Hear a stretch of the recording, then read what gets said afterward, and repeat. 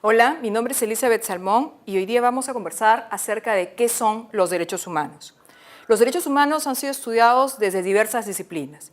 Jurídicamente, que es el campo de mi especialidad, definimos a los derechos humanos como el conjunto de derechos basados en un concepto fundamental, que es el concepto de dignidad intrínseca de todos los seres humanos.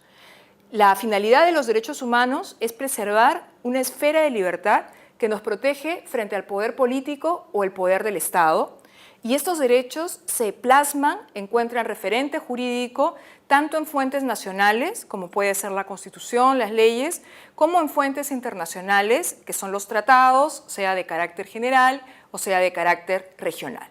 Lo más importante es que los derechos humanos deben ser disfrutados por todos, sin distinción alguna, por motivos de raza, credo, idioma, origen social o cualquier otra condición que vaya en desmedro de esta aplicación uniforme.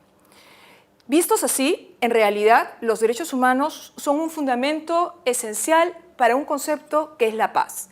La paz ya no solo entendida como una ausencia de guerra o de conflicto armado, sino más bien una paz que fomente los valores democráticos y los derechos humanos. ¿Cuáles son los derechos humanos que componen este concepto de paz positiva?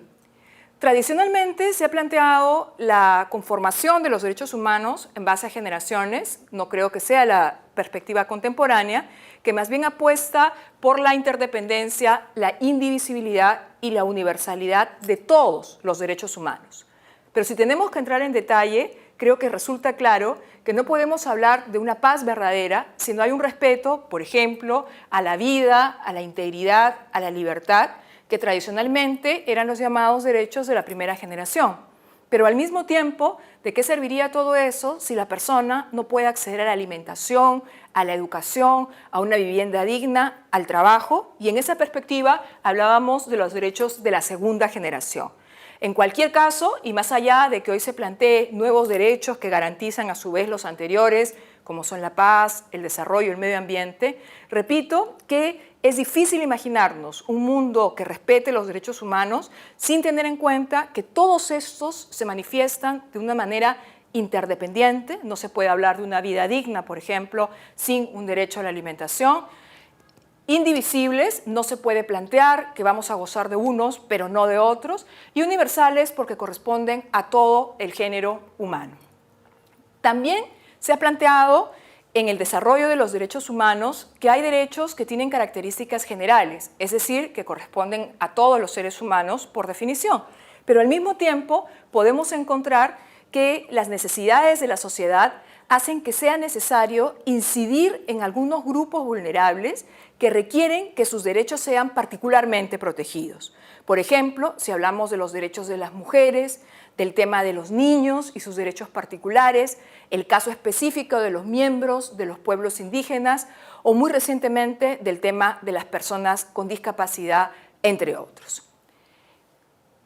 Una cuestión fundamental es cómo se protegen los derechos humanos y creo que en ese sentido hay que tener meridianamente claro que la responsabilidad primordial en la protección de los derechos humanos recae en el Estado, que no solo debe respetar los derechos, sino que a su vez debe garantizarlos, promoverlos en el desarrollo de su vida democrática. En este sentido, las normas internas, como son las leyes, la Constitución, los recursos ante el Poder Judicial u otras vías de solución de controversias, como también mecanismos internacionales que sirven para hacer valer los derechos humanos cuando en el Estado no se ha logrado alcanzar esta protección.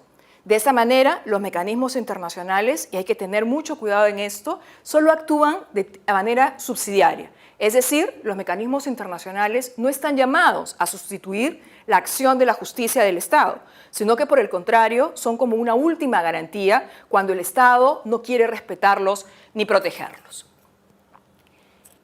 ¿Por qué son importantes los derechos humanos? Considero que los derechos humanos son importantes porque reflejan colectivamente la valoración de la dignidad del ser humano. Esto promueve gobiernos y sistemas verdaderamente democráticos, además de reflejar valores intrínsecos de justicia. Y lo que es más importante, creo que el efectivo respeto y garantía de los derechos humanos nos previene de situaciones verdaderamente caóticas y lamentables que podemos observar en la vida contemporánea, como son las tragedias humanitarias. En definitiva, respetar, proteger, garantizar los derechos humanos define un verdadero orden humanista a favor de todos nosotros.